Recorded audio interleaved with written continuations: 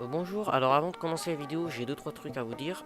Déjà pour commencer, désolé du retard que ça a pris parce que déjà j'ai peiné à trouver un sujet de vidéo et après j'ai eu un peu la flemme de faire le montage. Bon, maintenant j'ai terminé le montage donc ça va mieux. Ensuite, désolé de ma coupe de cheveux si elle est un peu dégueulasse, mais voilà, jugez pas trop s'il vous plaît.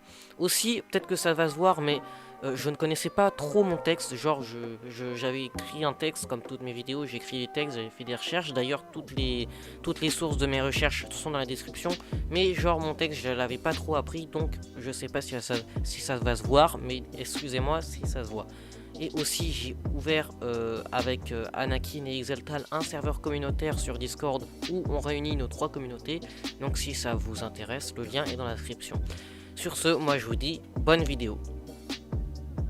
Gun les gens, j'espère que vous allez bien. On se retrouve dans une nouvelle vidéo où on va parler de ce fameux gaz hilarant, le protoxyde d'azote, qui est aussi appelé oxyde nitreux, protoxyde d'azote, gaz hilarant ou encore proto familièrement, est un gaz à effet de serre qui est 298 fois plus puissant que le CO2, et c'est aussi un gaz qui est souvent trouvé en petites bonbonnes ou petites cartouches dans les magasins comme Jiffy, la Foire Fouille pour de base gonfler les ballons, mais qui sert aussi à la propulsion dans les bouteilles de chantilly ou alors pour l'anesthésie dans le domaine médical. Mais vous avez peut-être déjà vu sur YouTube des gens qui se servaient du protoxyde d'azote comme un gaz pour les faire rire, parce que bien évidemment ça s'appelle pas le gaz hilarant pour rien, qui se servent justement de ce gaz pour rire parce que justement l'inhalation du protoxyde d'azote entraîne des bouffées de rire. Et justement c'est ce qu'on va voir dans cette vidéo, si le protoxyde d'azote a des effets si hilarants que ça.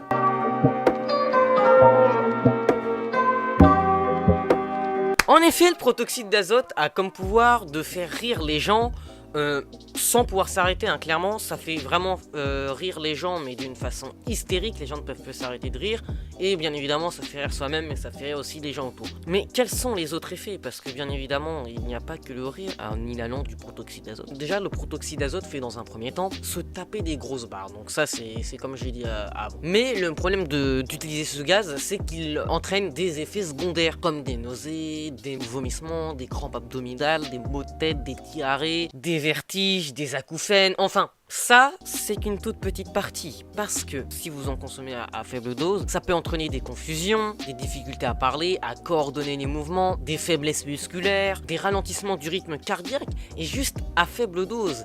Mais ce n'est pas tout, parce qu'il y a des risques encore plus dangereux comme la brûlure par le froid, parce que le protoxyde d'azote est un gaz très froid, donc on peut se brûler avec. Oui, je sais, c'est bizarre, on peut se brûler avec le froid. Est-ce qu'il y a un problème? Mais aussi des pertes de connaissance et des toux, mais pas des petits toux.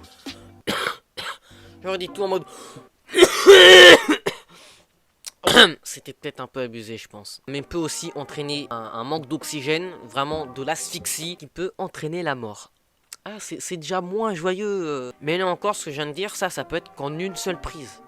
Qu'en une seule prise. Est-ce que vous vous en rendez compte? Tous les effets qu'il peut avoir en une seule prise de protoxyde d'azote. Parce que si c'est régulier, ajoutez ce que je viens de dire avant, plus la perte de mémoire, des troubles de l'érection, des troubles de l'humeur pouvant vous faire clairement devenir paranoïaque, des hallucinations visuelles, des troubles du rythme cardiaque et une basse tension artérielle. Alors déjà, là on a encore moins envie d'en prendre, clairement. Et encore là, parce qu'il y a encore des effets, si c'est utilisé en surconsommation, ça peut engendrer des troubles moteurs, donc du cerveau, des altérations de la perception et des convulsions, mais les convulsions sont plus rares. Mais le problème du protoxyde d'azote, c'est surtout que c'est un gaz qui fait rendre les gens addicts. Et le problème, quelques sensations que quand on prend du protoxyde d'azote qui sont agréables, et du coup on a envie d'en reprendre. Mais après bien évidemment on peut arrêter d'en consommer après être devenu addict, mais c'est juste qu'après ça peut encore engendrer quelques problèmes comme de l'agitation, des douleurs abdominales, de l'anxiété, des troubles du comportement, des tremblements, enfin bref, si on en a pris c'est dangereux, et si on arrête c'est dangereux aussi, mais vaut mieux arrêter quand même. Mais le problème c'est que ce gaz est de plus en plus utilisé en soirée, c'est même chez les jeunes le troisième produit psychoactif derrière l'alcool et le tabac cannabis. Donc quand même, il remonte haut dans la liste quoi. Et les effets du protoxyde d'azote ont surtout augmenté aux alentours de 2017-2018 et le gaz touche surtout les jeunes entre 18 et 34 ans. Bon, il y en a eu depuis janvier 2019, il y a eu 25 signalements dont 10 cas graves et 2 décès.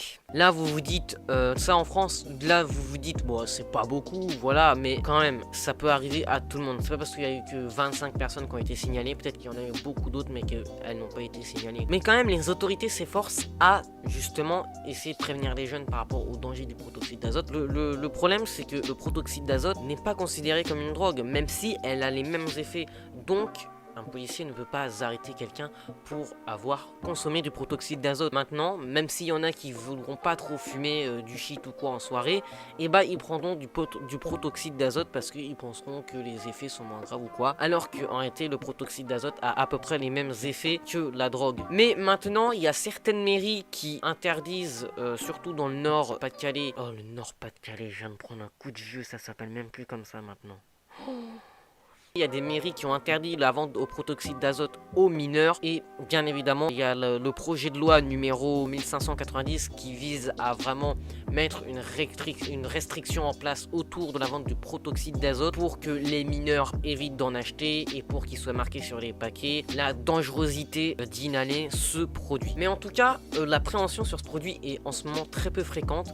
Les écoles s'efforcent à avertir les élèves sur la consommation de drogue, les effets que ça peut apporter, mais parlent pas vraiment de danger du protoxyde d'azote qui est clairement presque une drogue. Hein. Ça devrait être considéré comme une drogue, même si elle est quand même utilisée à des fins médicaux, comme j'ai dit, dans l'anesthésie ou alors pour propulser la chantilly. Mais en tout cas, il y a des mesures qui vont être prises pour limiter ça aux jeunes, même si après, clairement, ça n'empêchera pas de vendre à des majeurs qui pourront redonner à des mineurs. En tout cas, si vous avez déjà eu des problèmes de consommation de drogue ou alors des problèmes d'addiction, quoi, voilà, vous pouvez appeler le numéro que je mettrai en description. Comme ça, ils pourront vous aider et vous inquiétez pas, vous n'irez pas en prison pour ça. En plus, c'est pas un appel payant, mais ils seront juste là pour vous aider. En tout cas, j'espère que cette vidéo vous aura plu. Moi, ça m'a plu de la faire, j'ai envie de dire, mais quand même, ça parle d'un sujet assez grave, un sujet dont on n'entend pas trop parler, mais qui est pourtant assez répandu chez les jeunes. En tout cas, j'espère que cette vidéo vous aura plu. Si elle vous a plu, n'hésitez pas à mettre un pouce bleu, à partager la vidéo parce que c'est très important de partager la vidéo pour vraiment la prévention, pour essayer de prévenir les jeunes par rapport à la consommation de ce gaz, parce que c'est un gaz quand même qui